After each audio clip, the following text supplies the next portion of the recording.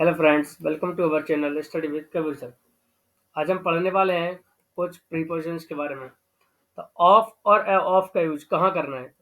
एक ऑफ का यूज तो हम कहाँ करते हैं, किसी भी चीज़ का रिलेशन बताना हो या कोई सी भी चीज़ मतलब जिसमें का आ रहा हो, है ना, उसमें हम क्या लगा देंगे, ऑफ का यूज। जैसे कि रमन अमन का भाई है, Raman is the brother of Aman. Okay, ये तो क्लियर हुआ है ना, ये तो सिंपल है। और अपन यूज भी करते रहते हैं ना, तो बीच में जिसमें का आ रहा है उसमें ऑफ का यूज, ठीक है। लेकिन ये जो ऑफ है, ये कहाँ अपन करेंगे यूज। जैसे कि अपन कह नहीं देते, लाइट ऑफ कर दो, स्विच ऑफ कर देना, मोबाइल स्विच ऑफ हो गया, तो क्या हो गया, मतलब बंद हो गया, मतलब उस जगह से क्या हुआ, हल्के कोचर हो गया, जैसे सतह से अलग होना, उस जगह से अलग होना। The aeroplane is about to take off, कहते हैं ना, फ्लाइट टेक ऑफ हो गई, मतलब क्या हुआ, जो एरोप्लेन है वो उड़ने वाला है, मतलब उड़ा नहीं, उड़ने वाला है। उड़ेगा तो क्या होगा, सब तरह से अलग हो जाएगा। इसी प्रकार बिल्ली टेबल से कूदी, बिल्ली जब टेबल से कूदी तो बिल्ली टेबल से अलग हो गई। बिल्ली जिस सतह पर बैठी थी, जिस जगह पर वह बैठी थी, वहां से अलग हुई, इसलिए हम क्या लगा देंगे, the cat jumped off the table. किसी काम से दूर होने के लिए भी, जैसे कहते हैं ऑफ ड्यूटी, तो हम क्या कहेंगे, ही इज ऑफ ड्यूटी, वो है ड्यूटी से दूर है, मतलब कहाँ है, छुट्टी पर है। अगर अपन ये नहीं बना सकते लेकिन कि हम छुट्टी पर है, फिर वो आ जाएगा कि वेकेशन वगैरह पे, है ना। तो किसी भी चीज को बंद करने के लिए कि स्विच ऑफ द लाइट, है ना, turn off the fan, switch off the fan. अब लक्ष्य से दूर जाने के लिए, मान लीजिए हम कोई से काम कर रहे हैं, हम उससे हटके कुछ और करने लगे, तो हम क्या बोलेंगे, we are going off the topic. हम इस टॉपिक से हट रहे हैं, हम इस टॉपिक से दूर जा रहे हैं। राइट हुआ, क्लियर। इतना आपको समझ आया, क्लियर हुआ। आई होप कि आपको समझ आ रहा होगा। हम समझ लेते हैं सिंस का यूज, और फिर उसके बाद समझेंगे हम फोर का यूज। देखिए, सिंस का जो यूज होता है वो हम पॉइंट ऑफ टाइम, मतलब एक निश्चित समय के लिए करते हैं।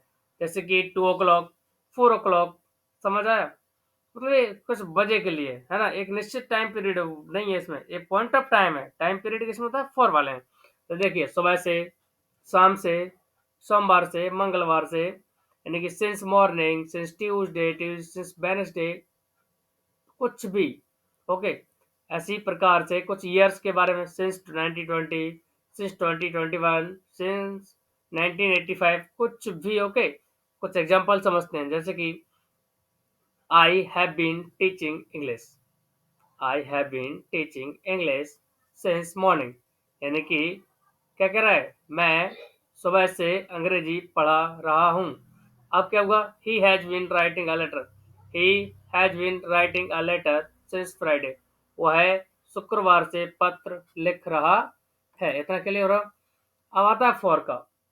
फॉर टाइम पीरियड को बता रहता है। फॉर क्या बताता है, फॉर बताता है पीरियड ऑफ टाइम, यानी कि अनिश्चित समय के लिए, जैसे कि 4 घंटा, 4 hour, 6 year, 8 minutes, for many days, मतलब कई दिनों से। जैसे कि I have been teaching English for 6 hours, मैं 6 घंटे से अंग्रेजी पढ़ा रहा हूँ। Aman has been playing cricket for 3 years, Aman 3 साल से क्रिकेट खेल रहा है। अब भाई पता नहीं है ना कौन से 3 साल से खेल रहा है, बता तो जाता। अच्छा, पता नहीं है तो हम क्या लगा देंगे, फॉर। इसी प्रकार मैं 6 घंटे से पढ़ा, अब भाई पता नहीं कौन से वाले 6 घंटे से पढ़ा रहा हूँ, है ना। अब हमें क्या पता, तो इसलिए हम क्या लगा देंगे इसमें, फॉर का यूज हो जाएगा। अच्छा, समझ रहे, पता होता, मतलब समझ आए, जिस चीज का पता नहीं है, जो निश्चित समय के लिए नहीं है, अनिश्चित समय के लिए है, उसमें हम फॉर का यूज करेंगे। और जो निश्चित समय के लिए है उसमें हम सिंस का यूज करेंगे। क्लियर हुआ। कुछ एग्जांपल समझते हैं। वह 2 घंटे से नाच रही है, she has been dancing for 2 hours. देखिए, अब भाई पता नहीं है ना कौन से 2 घंटे से नाच रही है वो, 2 से 4 नाच रही है, 4 to 6 नाच रही है, 6 to 8 नाच रही है। आई डोंट नो ना, यू डोंट नो, ना मुझे पता है ना आपको पता है, राइट। तो फिर क्या होगा, अपन क्या लगा देंगे, फॉर लगा देंगे। क्लियर। वह 4 बजे से नाच रही है, एक टाइम पीरियड है, मतलब 2 घंटे से पता नहीं कौन सा, पर एक टाइम पीरियड है 4। अब ये मत कहना सुबह के 4 के रात के 4, इसमें लगता ही है, ठीक है। वो अपन पहले अलग चीजें पढ़ते थे, ठीक है। मॉडर्न इंग्लिश में ये सारी चीजें यूज होती हैं। जैसे कि he has been dancing since 4 o'clock, एक पॉइंट दे दिएगा नहीं, 4 o'clock, 4 बजे। वह बचपन से इंजीनियरिंग कर रहा था। अब ऐसा नहीं है, मतलब कि बेचारे ने फर्स्ट क्लास ही नहीं पढ़ी, एलकेजी यूकेजी नहीं पढ़ी, या सेकंड थर्ड फोर्थ नहीं पढ़ी, सीधा इंजीनियरिंग कर, नहीं। बन गया था ना, मतलब वो बचपन से तैयारी कर रहा था, मतलब बचपन से सोच रहा था कि ऐसी तैयारी करेंगे, तो उसलिए है ये सेंटेंस। वह बचपन से इंजीनियरिंग कर रहा है, यानी कि he has been doing engineering since childhood. Clear हुआ? देखो, किसी भी चीज़ को बताने के लिए सिंस का यूज़ होता है। देखो, बता रहा है कि नहीं बचपना, मतलब एक चीज़ बताई उसने कुछ, बचपना, बुढ़ापा, ठीक है? वे 4 साल से पढ़ा रहे हैं। They have been teaching for 4 years, ठीक है? वे 4 साल से पढ़ा रहे हैं। अब भाई पता नहीं कौन से 4 साल से पढ़ा रहे हैं, और फिर भी हमने क्या लगा दिया, इसलिए फॉर। क्लियर हुआ? अब एक्रॉस, अब अपन यूज किसका करेंगे, एक्रॉस का। तो देखिए, एक्रॉस यूज करते हैं हम किसी भी चीज के उस पार या इस पार, मतलब कुछ पार हो, पूरा पार करना पड़ता है। जैसे कोई रोड के उस पार खड़ा है, तो कहाँ खड़ा है, रोड के उस पार खड़ा है, समझ आ रहा है? इसलिए जैसे कि क्या तुम तालाब को तैर कर पार कर सकोगे, मतलब तालाब को तैरेगा तभी तो उस पार जाएगा, मतलब तैर कर पार, पार कहाँ करेगा, वहीं की वहीं उस साइड जाएगा कि नहीं, यहाँ से वहां जाएगा, वहां से यहाँ आ जाएगा, इसलिए क्या हो जाएगा, can you swim across the pond. Clear हुआ? अब तुम सड़क के पार क्यों खड़े हो, पार मतलब उस पार खड़ा होगा, तो क्या हो जाएगा, why are you standing across the road. Clear हुआ? अगला, थ्रो, मतलब से या फिर के द्वारा, मतलब जैसे कि किसी चीज से गुजरना या किसी चीज के आर पार देखना, उसमें हम किसका यूज करते हैं, थ्रू, मतलब उसके थ्रू हमने ये काम किया, उसके द्वारा हमने ये काम किया। जैसे कि रेलगाड़ी सुरंग से गुजर रही थी, रेलगाड़ी कहाँ से गुजर रही थी, तो रेलगाड़ी सुरंग से गुजर रही थी, मतलब कि the train was passing through the tunnel, मतलब जो रेलगाड़ी है उसके अंदर जो सुरंग बनी हुई थी वो वहां से जा रही थी, तो जो जा रही थी उस तो हम क्या कह देंगे, थ्रू, मतलब किसका, कहाँ से गई, कहाँ से गई, सुरंग से गई, तो through the tunnel. Clear?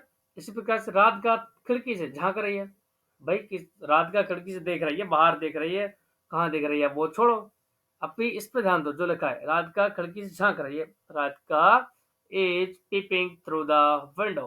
Clear हुआ? रात का is peeping through the window. With का यूज, अब देखिए विथ का यूज होता है, आप सोच रहे होंगे इतने सारे होते हैं, वाह, रियली होते हैं भाई।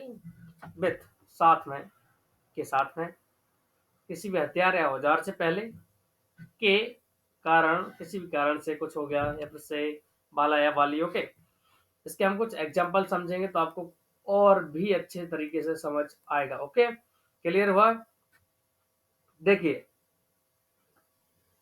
हम आपके साथ हैं, we are with you, we are with you. Clear हुआ? वह मेरे साथ है, ही इज विथ मी, वह मेरे साथ है, मतलब किसके साथ है, मेरे साथ, साथ के लिए क्या आता है, विथ। क्लियर हुआ? अब इसी प्रकार से हम मोहन के साथ आ रहे हैं, हम किसके साथ आ रहे हैं, हम मोहन के साथ आ रहे हैं, तो हम क्या लगा देंगे, we are coming with Mohan. क्यों, हम मोहन के साथ आ रहे हैं, उसके साथ के लिए क्या लगाना है, विथ लगाना है। क्लियर हुआ? उसने चाकू से केक काटी, मतलब किसके साथ, मतलब किसके द्वारा केक काटी, चाकू के द्वारा ना, तो इसलिए क्या हो जाएगा, क्या हो जाएगा, चाकू क्या है, कोई औजार होगा, मतलब कुछ भी हो सकता है, हथियार हो, प्लास्टिक का हो या किसी भी चीज का हो, उसके द्वारा केक काट रहे हैं, तो क्या हो जाएगा, she cut the cake with a knife, she cut the cake with a knife. Clear हुआ? इसी प्रकार वह छोटे बालों वाली लड़की है, मतलब वह जो लड़की है उसके बाल कैसे छोटे हैं, तो क्या हो जाएगा इसका, वह छोटे बालों वाली लड़की है, she is a girl with short hair, she is a girl with short hair. Complete हुआ? इतना समझ आया? आई होप कि आपको इतना समझ आया होगा। तो आज हमने कौन कौन से यूज पढ़े, ऑफ, सिंस फॉर, है ना, फिर उसके एग्जांपल्स देखे, फिर अक्रॉस का यूज पढ़ा, फिर थ्रू का, फिर विथ का, फिर विथ के कुछ एग्जांपल्स देखे। ओके, क्लियर हुआ इतना यहाँ तक? अगर किसी को इसमें कोई भी दिक्कत है, प्रॉब्लम है, तो मुझे बताइए। नहीं ना, समझ आ गया? Okay, thank you for watching, subscribe please and like.